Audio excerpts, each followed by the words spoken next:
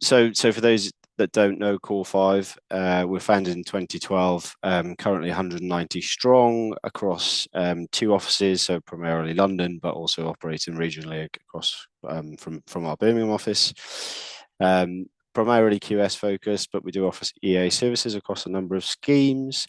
Something we're very proud of. Recently moved to an employee-owned trust, so fully employee-owned business since 2023, and that's led by 32 partners.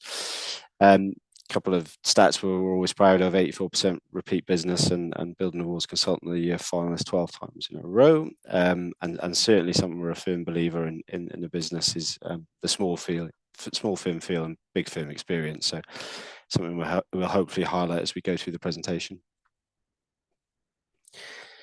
So just some key stats for us to start. Always helps to provide some context, and being QSs, we love stats and numbers. So what this does highlight to us is that we work cross sector and cross region, but a particularly strong focus in the commercial sector and particularly London. So just putting out some of the key stats across the slide. So advised on 111 billion of construction, which is a huge number. 57 million of that being new build office, and also 463 of our 1,500 projects are office refurbishment. So a very in-depth and good baseline of data. And very quickly on this slide, just to provide some context of the information we're going to talk through. So we have a dedicated data team, partly XQS, partly data nerds, and I'm sure they won't mind me saying that. But our sole focus on collecting the most important data points across our projects, and it really feeds into two key strands here that we'll talk about: is benchmarking, and probably more importantly today is market intel. So it's all live data, all collected on every project, and as up to date, as accurate as we can be.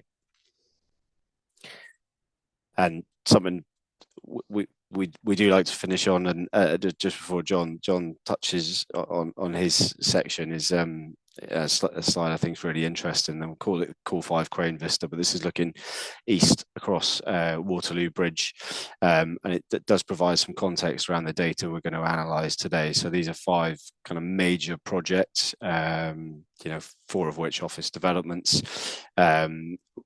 All 5 of which have recently topped out. And I think the key message for me here is when we're talking about data and talking about market conditions, we're talking about live projects being delivered or recently delivered. So it is up to date, it's accurate, and it's probably as live as we can get it.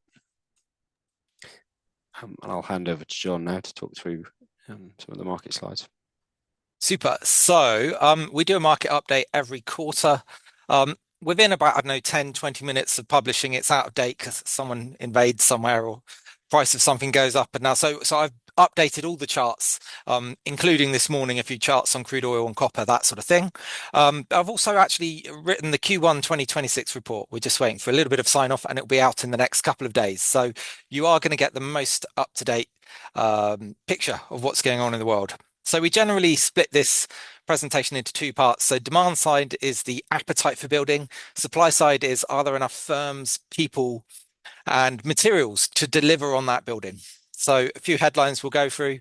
Going to look at interest rates, inflation, bond markets, really big and interesting story there, and how that interacts with construction. A little bit on, well, probably won't too much on the AI bubble, but I think there's something interesting there for us as well. To set the scene, this is GDP growth, so economic growth in the UK. Anything above the dotted line is the economy growing. Anything below is a recession. So you can clearly see the financial crash and COVID, where we turned the economy off and turned it back on again. The reason I show this chart is because I want to overlay construction output on top of it. So you put construction output, suddenly you can see construction is very cyclical. You get a bit of economic growth, you get quite a lot of growth in construction. And conversely, if you get a slight recession, you get a much larger recession in construction. And just to lay on top of that again, this is residential. So it's hyper cyclical. You can imagine there are some professions that are the opposite of this. If you're a nurse or you're a teacher, you don't really worry too much about what's going on in the economy. The demand stays pretty constant. But demand in construction really does fluctuate quite wildly. So we really care about GDP. So here is a forecast for GDP from the Bank of England. And it essentially says that GDP is not very high at the moment, but it's about to get bigger. I always take these forecasts with a pinch of salt. They tend to be a little bit overly optimistic, but a key sort of trend and point of this presentation is we're always looking forward. So where's GDP going? Where's inflation going? Where are interest rates going? That's the question I'm trying to answer. So for some context, this is GDP in the UK. We're hovering about 1%. On the face of it, 1% doesn't sound very good. 1% is a small number, but I think we need a bit of context. So to put some context, I'll put a few other countries in. So it could be worse. We could be Germany. There's Germany down there. That's slightly unfair to Germany. It's the biggest economy in Europe, almost certainly the most important economy in Europe.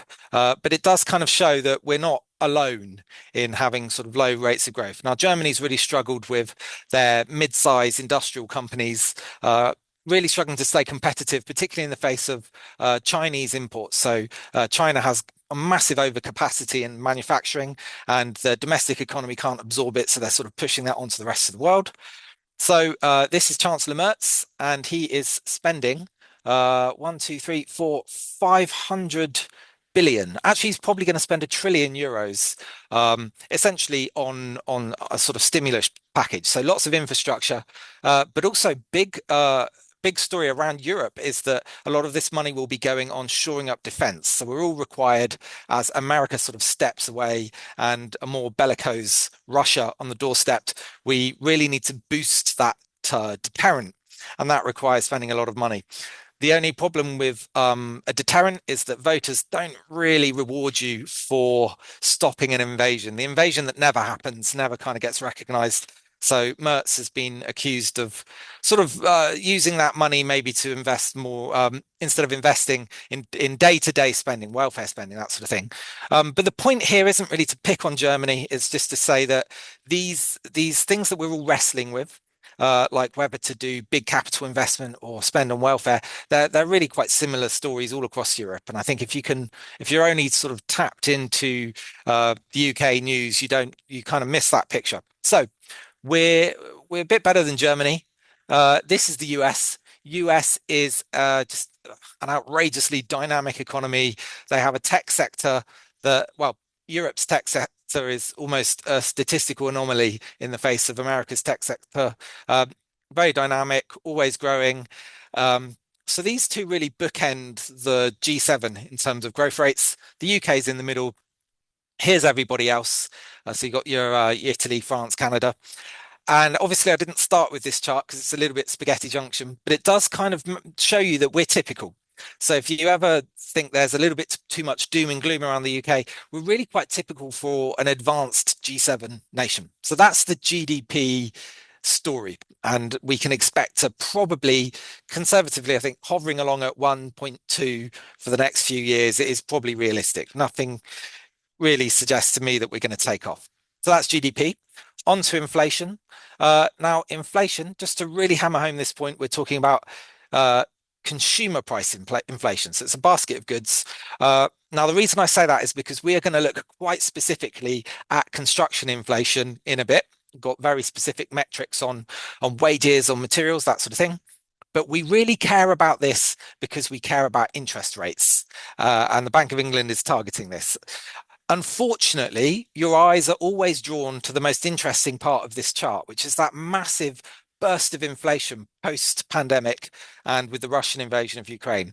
What I'm going to argue is that that's distant history now. We should be concentrating on this bit here. So I focused on this bit and we'll just change the axis. And that's the same bit of the chart. So we're at 3.4%.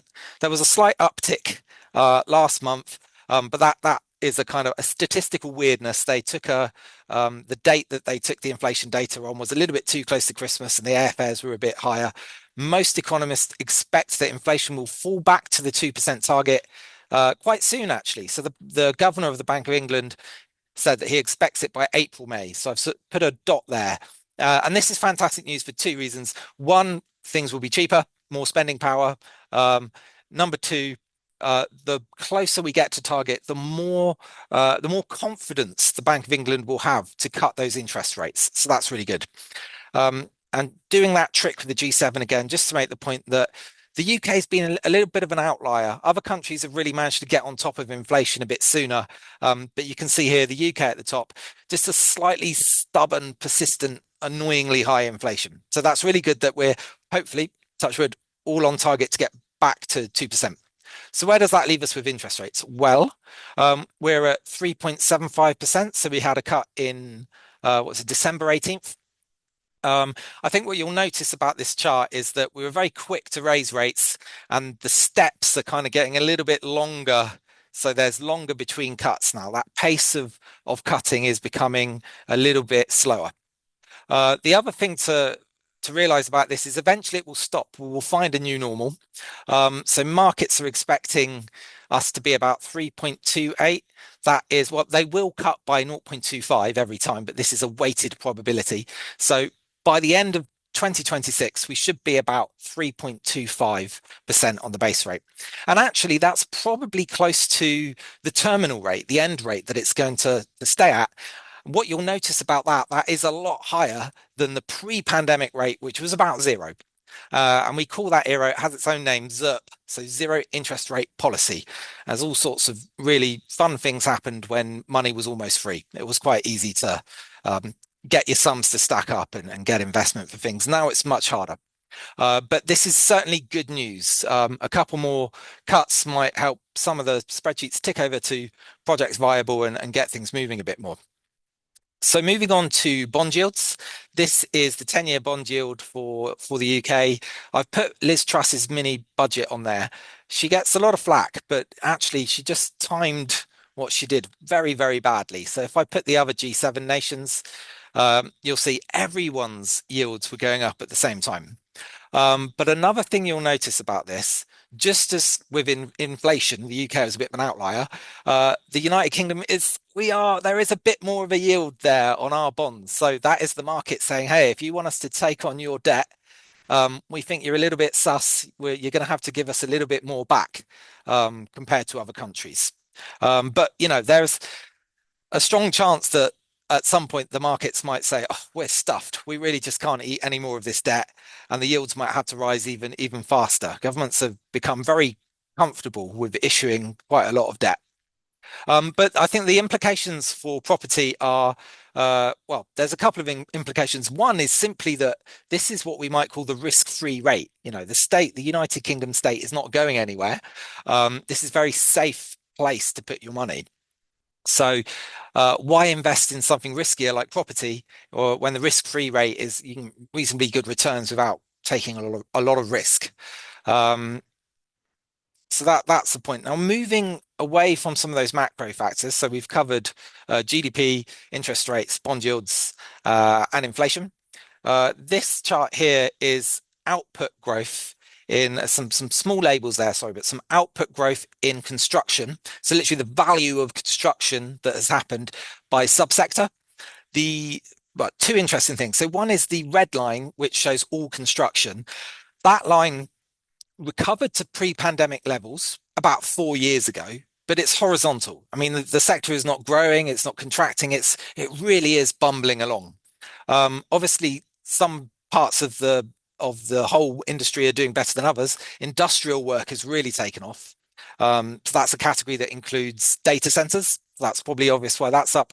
And at the bottom, you've got private commercial work, which is down, and housing, which is famous to get down. And again, that's been sort of horizontal for the last few years.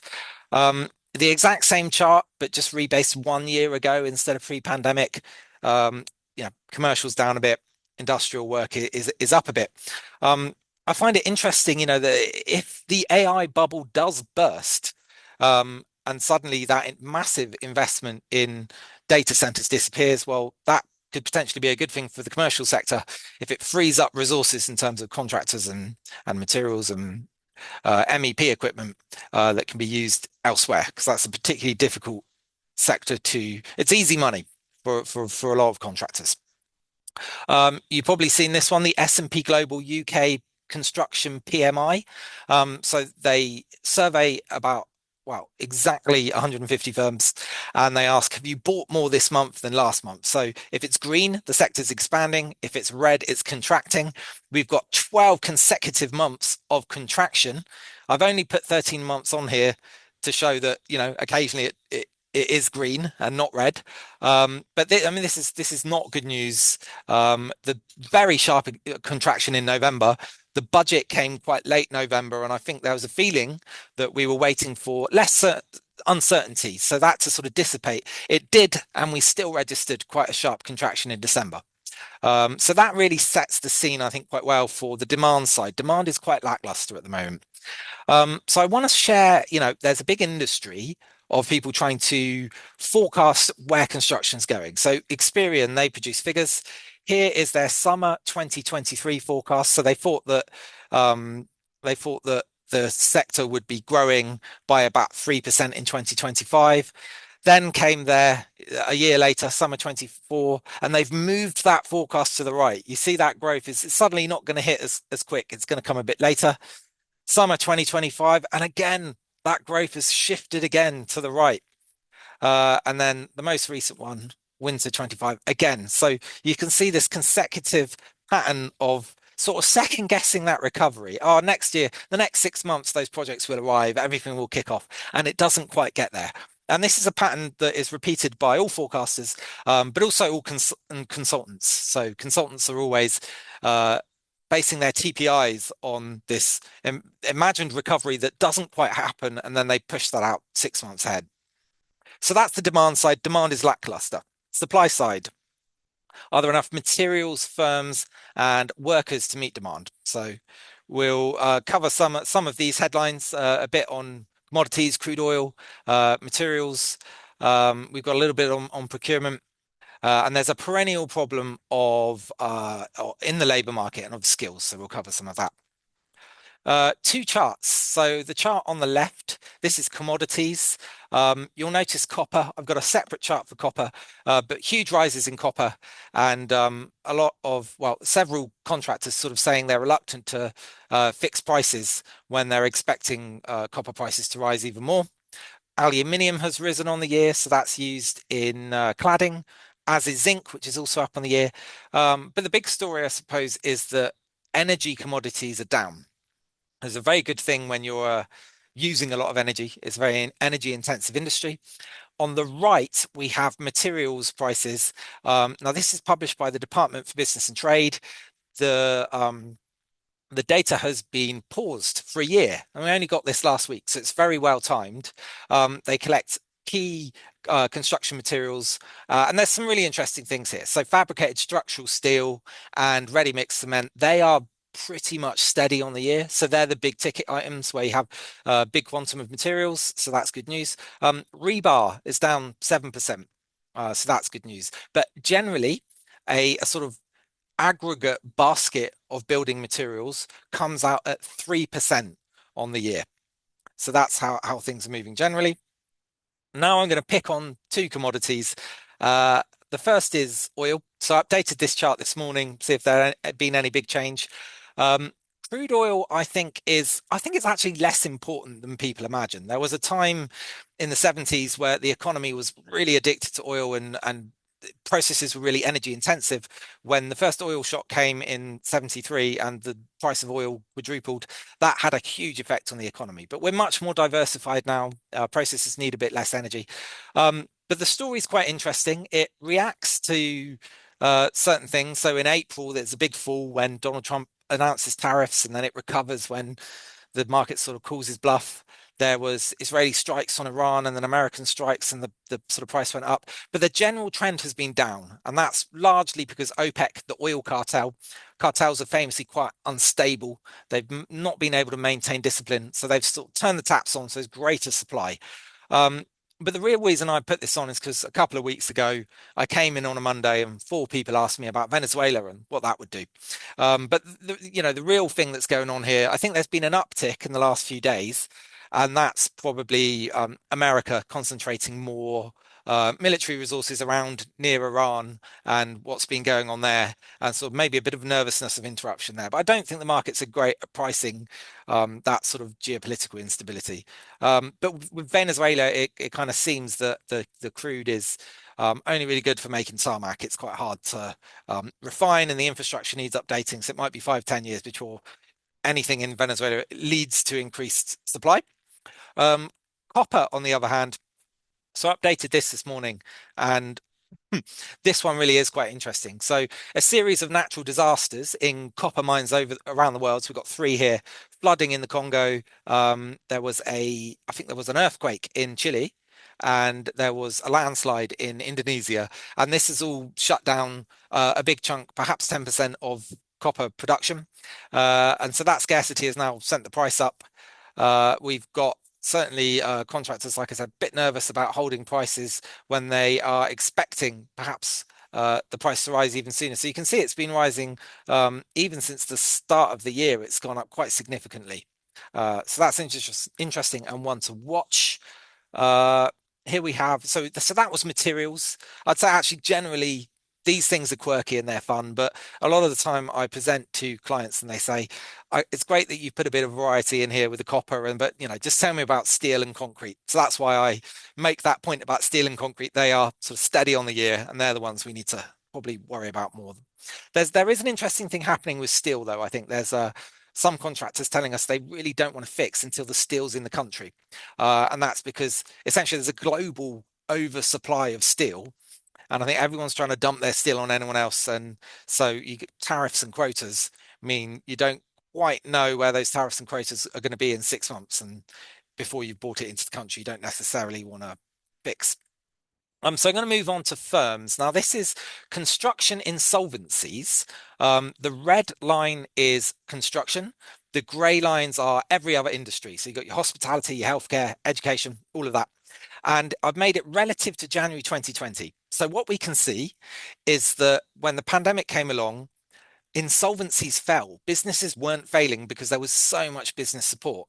Um, the support was taken away, the interest rates went up, the rate of insolvencies rose. It's still above pre-pandemic levels.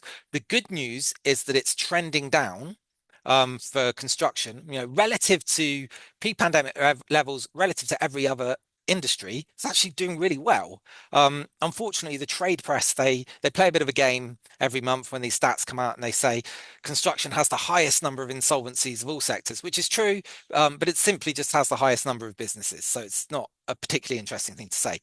However, some insolvencies are more consequential than others. So ISG it's probably technically 8 insolvencies, but if you're a company with 2 people or a company with 2,000, you just count as one insolvency in this data. Now, I read, interestingly, from the Construction Products Association that they believe insolvencies will start to rise in 2026. And I think this is probably a good shout. So the longer the dearth in demand goes on, the more difficult it is to maintain cash flow, and the more businesses are likely to really struggle. And a really good example of this in the last week or so is probably FK Facades. Really hurt by that delay to the BSR, BSA. And obviously that's resi, but it's not great to be taking capacity out of the industry in general. So that's firms, and this is certainly one to watch, I'd say. This chart is one that I'll be updating quite keenly every month to see what's happening. Now we're going to move on to the labour market. So this is supply of workers, huge contraction in the number of people working in construction in the last 5 years. This is, well, I mean, actually, it's relatively normal. If there's a slowdown and less demand, particularly in labor intensive parts of the industry, like house building, then it's kind of to be expected that there's fewer people. There's also a slight question mark around this data. It's from the Labour Force Survey, which is a very big, important survey from which we get all of our unemployment and employment data. But the response rate has really been tanking, and the Office for National Statistics has been struggling to keep on top of it. So there might be some wiggle room around this, but the degree of that fall is so large that we can be fairly confident that the workforce has contracted in quite a strong way in the last 5 years. So what have we got there? 15% contraction. The middle chart is vacancies, slightly volatile time series, but you can see that on the year we've ended up lower than we started with. So if the first chart is supply of workers, the second chart is demand for workers, and that's also down. The third chart is price, so wages. Wages here growing at 2.4% in construction. Now, when I delivered this presentation this time last year, wages were growing at 6.6%. And if you see the curve on that chart, you can see it was quite terrifying because you thought, is that 6.6 going to turn into 10%? But it turned the corner. So things have really cooled down. And if you look at the direction of travel, it's foreseeable that that 2.4, I mean, that could even become 1.4 in 6 months. It's not an unreasonable thing to suggest just from the direction. So if we layer on top of that, that's private sector pay. So private sector pay growing at 3.6, and businesses generally indicating that they expect wage growth to continue to moderate this year. This is also a really good sign for the Bank of England to start cutting rates, because this is a big cause of inflation. You think the UK is basically an 80% services economy. Wages are a really large component of costs for most businesses, if you think outside of construction. So moderating wage growth is good news there. And a final chart, which will either get sort of boos or cheers, depending on whether your email ends in .gov.uk or not. This is public sector pay, 7.9% growth. Now, if you're being charitable, you'd say it was a left-leaning government, and there's an element of catch-up pay going on here to make up for a time where public sector wages were growing at a lower rate than the private sector. And if you're not being charitable, you might have something else to say. So, one chart that I have managed to shoehorn into this presentation this morning, and this is new experimental data. I've not really had time to talk it over with anyone, but if you are a large company and you are going to do potentially more than 20 redundancies, you have to inform the government. And now they've started publishing that data. So it's called a HR1 form. This is for construction.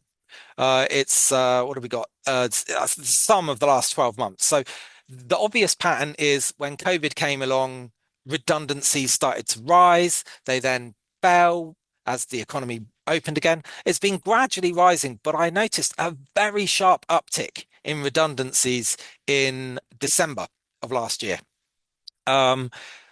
Larger than I could really pin on any one specific company. So this is absolutely one to watch, because you can imagine that you do your redundancies before you meet with your insolvency, and all of these things are potentially taking capacity out of the sector. And you don't want to lose people, because then it makes the bounce back just that much more difficult. But there's a general point to be made here, which is that outside of construction, the labor market is loosening. And what loosening means is that unemployment is starting to rise, particularly youth unemployment is starting to rise. Now, it may feel slightly cruel to say, but a looser labor market is good news in terms of making recruitment and retention a bit easier. Unemployment has been so low recently, probably about as low as it is possible to be, 4%. You can't get much lower. There'll always be people coming and going and moving around. But it's made it very hard. If there's not people available, willing and able to work, who do you draw on? But a looser labour market might make that a little bit easier. Okay, so we've covered the demand side. That's sort of a lackluster demand. It's relatively easy to meet that demand with your materials firms and people when it's not there. So even given the fall in the number of people, it's not really been a problem. We've maintained output in the sector. There's potentially some good news on cheaper energy. Some of our big ticket items are relatively stable on the year. This looser labour market, there is a silver lining to it, which is makes recruitment and retention easier, but there's a big worry, it's a big question mark, is over insolvencies and redundancies going forward. So now I'm going to pass on to Tom, and we'll talk about some of the things we're seeing. Thanks, John. So the next couple of sections we're going to talk through just kind of contextualize the issues and opportunities that John's highlighted through the market. So first off, just to kind of set our data parameters. So when we look at the market going forward, have to look back, and our data collection is based on kind of circa £2 billion of recently procured works, and recently is 12 to 18 months. So just highlighting some of the key projects there. So Finsbury Avenue, 50 Fenchurch Street, Paddington OSD, Apple Street, Exchange Square. So some rather large commercial developments, and probably more importantly, across a range of supply chains and main contractor supply chains. So I think it's important again to set the context when we look at TPI forecast. It's probably equally important to be looking at the supply chain. To get a blended view on the TPI, you need to look at a package by package basis. All the points that John has just mentioned affect packages in different ways at different times and at different scales. So it's very important to analyze these to get a blended view on our TPI. So obviously material prices, labor prices, as John mentions, but also probably one of the key factors is the demand side of the pipeline. Is there capacity and is there appetite from the supply chain? So I just thought I'd pick out a couple of examples of where we have perhaps competing factors that will drive prices up and down. So if you take a demolition package, for example, that has incurred labour cost uplifts at the start of the year, as John just showed on the graph there. It's circa 6-7%. But that's probably offset by the lack of large-scale demolition projects on the go at the moment because of the drive for retention first. Concrete, on the other hand, material prices are stabilising, labour costs are going up, but actually a lot of slow starts in the residential market, typically concrete frames, is probably driving competition in that market in the office sector. So again, that's a positive in terms of buying work. And if I jump down to the kind of bottom three or four packages, so MEP continues to tick up in terms of inflation. So we've got tightening in labour availability, wage increases, but also probably a buoyant market across other sectors, and particularly data centres, which John has just mentioned. So I think to summarise, there's lots of factors that you really need to dig into and look at TPI on a package by package basis. And probably not something to dwell on too long, but one of the other key factors we look at again in the overall TPI forecast is availability of main contractors and appetite for main contractors, and also appetite for procurement routes and various different procurements of main contractors. Certainly something we're seeing at the moment is a widening of main contractor appetite for the commercial market, and I think this boils down to BSR delays, and particularly residential delays. And there's a couple of examples on the screen there of potentially more residential focused contractors winning commercial work. This is a positive for us. I think a wider supply chain, a wider main contractor market is a positive when we're looking at procurement work. Okay, thanks, John. Cool. So we'll just go to our TPI forecast. Let me turn on my. What we've gone for is, well, we have revised, not quite published this yet, but it's up to date. We've revised down our 2026 forecast from, we've revised it down to 2.5%. I think we were at 3.5. So this really reflects this really just reflects the fall in demand. I could say that the softening labor market, or contractors being hungry, is a factor, but really they're all downstream of that reduced demand. And like I say, when I showed that chart of the Experian forecast for growth and how it was being pushed and pushed further ahead, it's a similar story with both with ourselves and also other contractors. So we sit on various roundtables with other QSs, and we're all discussing where our TPIs are, and everyone has been in a slow process really over the last 18 months of slowly downgrading and pushing that recovery out. But if you remember the first charts I showed you about how construction is cyclical, it's not a bad guess to just look at those charts, extrapolate forward and say, look, that recovery has to come. But unfortunately, all the stars have not quite aligned. However, something that consultants do tend to say is that now is a good time to buy. I think that's undoubtedly the case for 2026. So if you are on site, given that lack of demand contractors being hungry, that softening labour market, it probably is a good time to buy. And there is always a sort of a fear that everyone's viability ticks over at once, and then a glut of projects comes through the system. Perhaps with residential, you have the BSR might get their act together and start see more coming through, or simply just that everyone's viability sort of reaches a threshold and then comes at the same time. So that's our TPI. And that concludes the presentation with time for questions if anyone has any. Yeah, we'll give it a minute for the questions to roll in, but I would just reinforce John's point, particularly from a commercial bias sector focus. I mean, when we're looking at construction starts being down, but demand for high quality offices and best in class offices being up, and lots of lease breaks happening in the next 3 to 4 years, 2026 definitely feels like a time to be quietly optimistic. Definitely in terms of procurement. I think the other factor, and there is always a but cost and viability still remain a challenge. So I think for us, it's almost as important as ever to be driving best value out of projects, particularly on cost and area, and getting the most out of the schemes. But probably more importantly in this market, setting the right procurement route to get the best out of the market. So yeah, definitely quietly optimistic of 2026 being a good time to procure construction work, particularly in the office sector. We've got a question. Do you want to go? Well, I'm happy to have a go. I think one thing with our distinction between mainstream and major projects is we probably need to update. We sort of said major is over 100 million. I think we're probably at some point going to update that. It's more like 130, maybe 150. But Tom, do you have any idea, any thoughts on pipeline? Yeah, I think the two references we made there were sub 100 million. I think the 100 million plus still remains probably a smaller supply chain for main contractors, and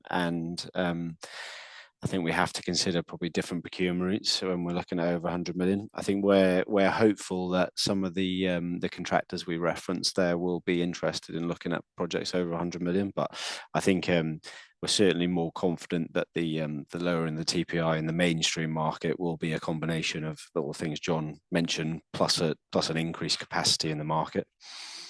Probably less so for above 100 million. Thank you all for joining us. And feel free to reach out if you'd like any more information on our market update. Thank you, everybody. Thanks all.